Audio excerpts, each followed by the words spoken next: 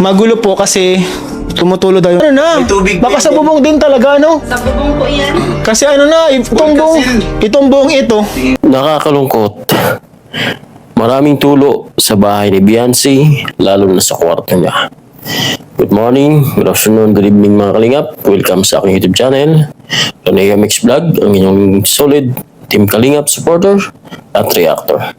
Ngayon mga kalingap, pag-usapan natin ang isang nakakalungkot na pangyayari sa bahay nila Beyonce.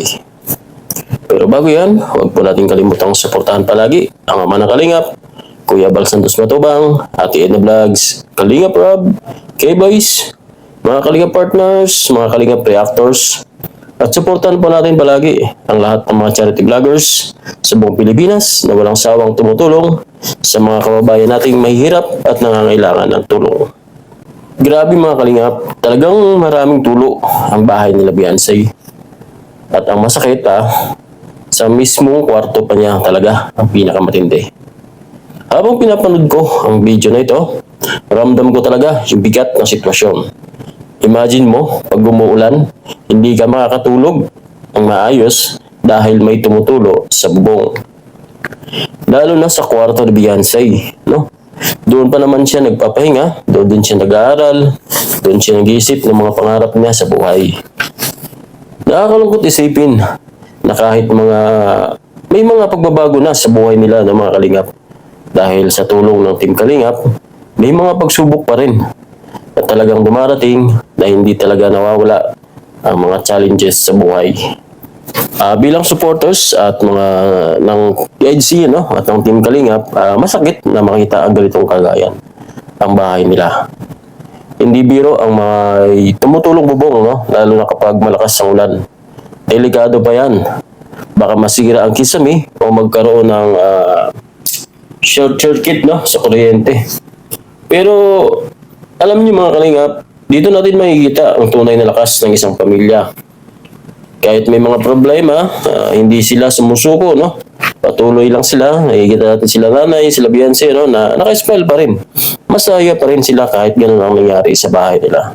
Alam naman natin na nandyan ang Team Kalingap para umalalay sa buong pamilya ni Beyonce at sa ilan pang mga beneficiary na may problema. Pero hindi naman agad-agad yan. Pero siguradong may solusyon yan na mga Kalingap. At sa ating mga supporters, sa mga solid supporters ng Team Kalingap, lalo-lalo na sa EDC, hindi lang sa panonood natatapos ang magiging solid na mga Kalingap. Isang share, isang comment na may encouragement, malaking bagay na yan para sa pamilya niya at sa buong Team Kalingap. At para naman sa akin, mga Kalingap, mahalagang maayos agad to ang bubong nila ni Beyonce, Lalo-lalo na sa kwarto niya.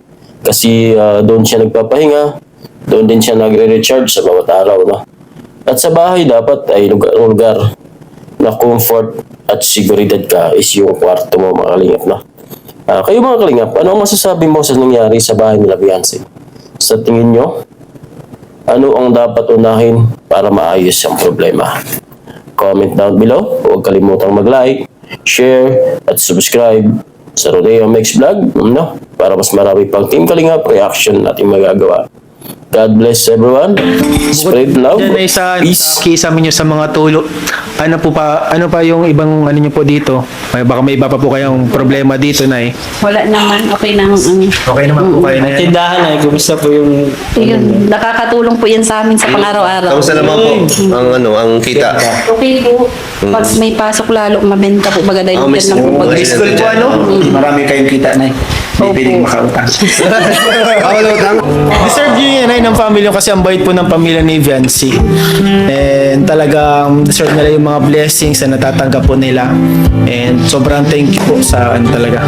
Walang sawang suporta sa kala Beyonce, sa EDC, sa Kalingap.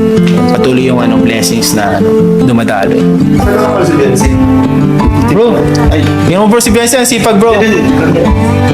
Ayun o. Ayan pala. Uy, may pakape. Wow.